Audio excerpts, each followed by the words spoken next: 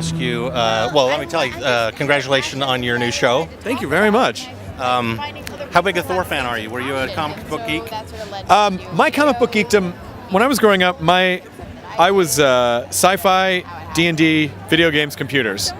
My best friend, this kid named Mike, when I was 10 years old, took me into his attic. And everything was separated by crates. And here was the Marvel Universe, and here was the DC Universe. And every week he would go buy 2 of everything. One that he never took out of the Mylar, and the other one that he would very gingerly take out and read, but still put back so that he could retain a near mint condition. And I saw that, and I said, I don't think I can do that. He scared me away from, because that was my first impression of comics, that like this is what I have to do with comics. So it wasn't until much later that I started reading comics like, oh, you can just enjoy these. You don't actually have to treat them like they're museum pieces.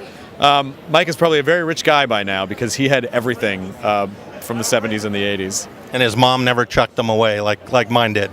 No. I don't think his mom ever chucked them away. When I think back and I threw out the Darth Vader helmet, the action figure carrying case that had all the action figures in it, like all that stuff, all my original computers, like all my old TRS-80s, like it's just a pile of stuff. But yes, now and then in my later years, our comedy theater's at the back of Meltdown Comics is a comic book shop, so it's sort of I'm surrounded by it. Well, we love you on Talking Dead. How many of your guests appear drunk each week? Only one that I can think of at the moment. Allegedly. Allegedly, okay. Allegedly. That was really fun. I think we determined that maybe Marilyn Manson was Bob from Chattanooga, the guy that called at the end of last season and was like, there will be a reckoning, or whatever. I'm like, oh, that was probably Marilyn Manson. I don't think, he didn't seem malicious in any way during commercial breaks. He wasn't confrontational at all. He had points to make. He did. Yeah. Now, the obligatory, if you were a superhero, what kind of power would you want? I always go back and forth on this one. I feel like when I have superhero dreams, it's almost always Spider-Man dreams. It's almost always the organic web shooters, not the mechanized web shooters. But I do keep going back to Wolverine, too. Doesn't every kid want to be like a Deadpool, where you just get a bunch of them?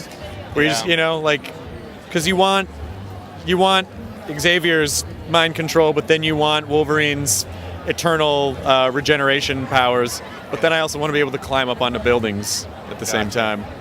Are you friends with Tom Bergeron? Because we feel that there's a connection there. You and Tom Bergeron, I think, are the quickest, cleverest hosts of shows. I love Tom, but I've only met him once.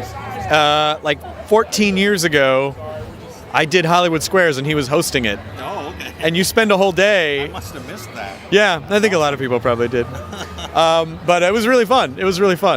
That was right after I worked for MTV. That's what you did. Yeah. When you weren't working, you would go do Hollywood Squares.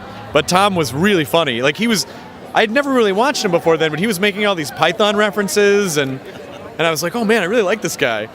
Yeah, he seems So I'm very pleased that he's sort of taken over that section of the hosting world. He has. He's got ABC all to himself. He really does. So, but you've got AMC and Comedy Central now, so you're doing okay. I'm very happy with the little piece that I've carved out. Yes. Yeah. Well, congratulations, and thank you so for much. spending time with us. I appreciate it. Nice to see you. You too.